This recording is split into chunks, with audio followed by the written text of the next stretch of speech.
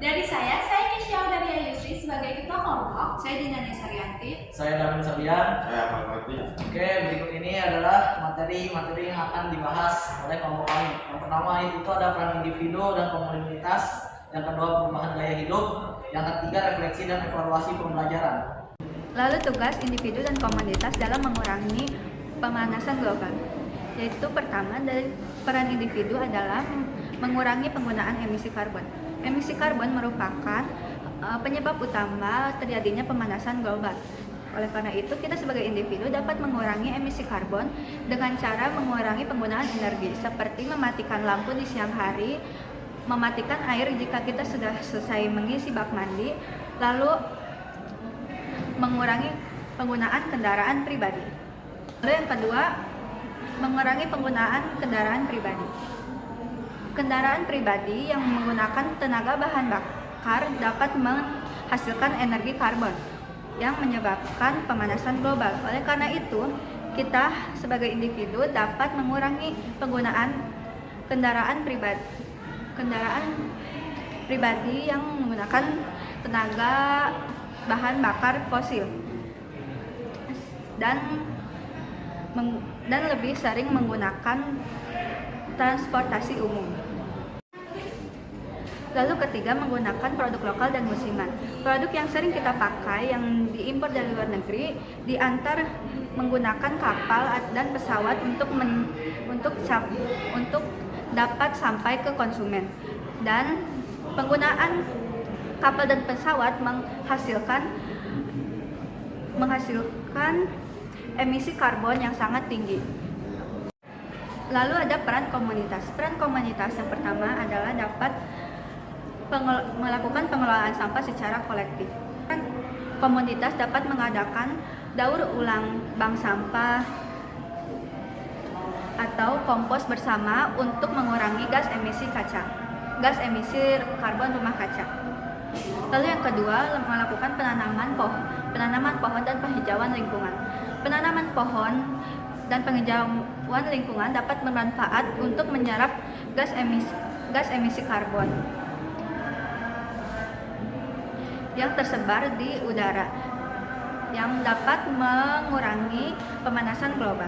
Lalu yang ketiga, peran komunitas dapat melakukan kampanye dan edukasi lingkungan. Kampanye dan edukasi lingkungan sangat penting untuk menyadarkan masyarakat tentang efek dari gas emisi karbon. Oke, pada kesempatan kali ini saya ingin menjelaskan atau membahas materi terkait refleksi dan evaluasi terkait pemanasan global. Setelah mempelajari materi refleksi dan aksi nyata, pentingnya tuh bagi kita semua tuh untuk merefleksikan pemahaman terkait tindakan untuk mengatasi pemanasan global. Yang pertama itu adalah merefleksikan pengetahuan mereka terkait dampak, penyebab, ataupun solusi pemanasan global. Yang kedua itu adalah memahami sikap atau kepribadian mereka, contohnya seperti mengurangi sampah plastik atau ikut kampanye lingkungan. Yang ketiga itu menulis esai atau jurnal terkait tentang satu hal nyata untuk menjaga lingkungan. Tujuan dari evaluasi ini tuh agar kita semua bukan hanya memahami konsep, tetapi juga menjadikan ilmu ini tuh jadi bagian kehidupan kita sehari-hari. Materi selanjutnya akan dijelaskan oleh Keisha. Terima kasih. Terima kasih Davin. Dan di sini saya Keisha akan menjelaskan perubahan gaya hidup.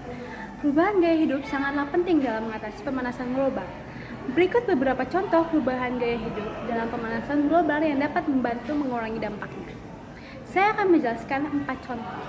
Yang pertama, meluangkan waktu senggang untuk berkebun.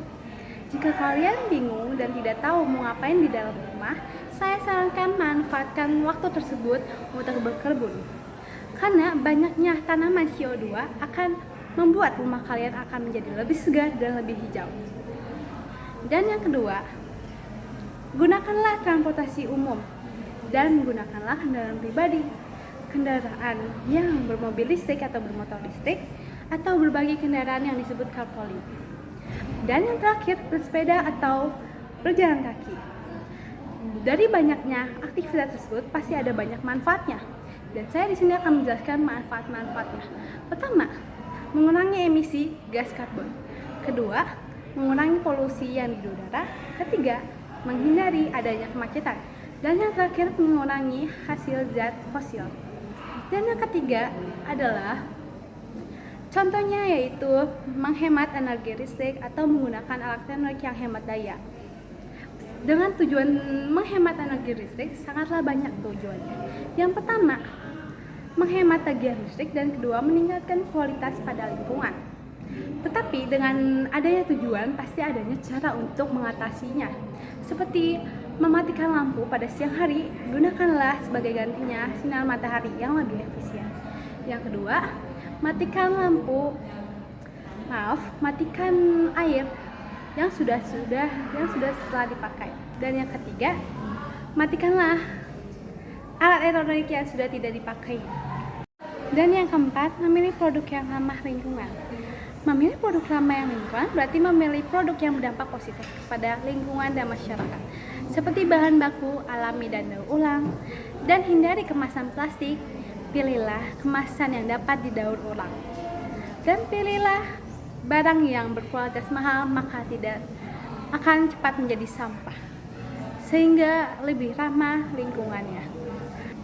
Mungkin segitu saja materi yang saya sudah jelaskan, dan materi selanjutnya akan dilanjutkan oleh teman saya, Akmal. Saya Akmal sini akan menjelaskan kesadaran untuk memperbaiki perubahan iklim.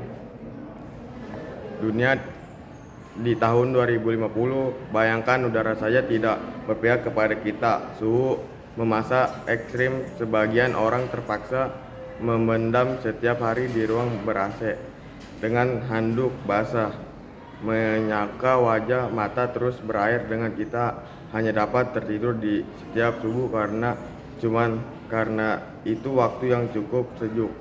Di luar tembok rumah kita, peningkatan suhu menyebabkan kekeringan di banyak belahan dunia. Hanya orang kaya yang bisa membayar air. Keran-keran di tempat publik dikunci. Hutan-hutan terbakar. 2 miliar orang berhadapan langsung dengan suhu yang bisa meroket sampai 60 derajat Celcius, titik panas di mana tubuh manusia tak dapat bertahan lama lebih dari 6 jam. Sekian dari saya, terima kasih. Dan kelompok 8 menampilkan beberapa poster. Dan saya di sini akan menjelaskan salah satu poster tersebut, yaitu sampahmu tanggung jawabmu. Jadi yuk pilihlah. Pada tahun 2019, jumlah sampah Kota Medan menghasilkan 367.568,91 ton, setara dengan berat 2.450 ekor ikan paus. Kalian tahu nggak, memilih sampah dari rumah dapat meningkatkan persentase daur ulang sampah dan mengurangi jumlah sampah yang berakhir di TPA.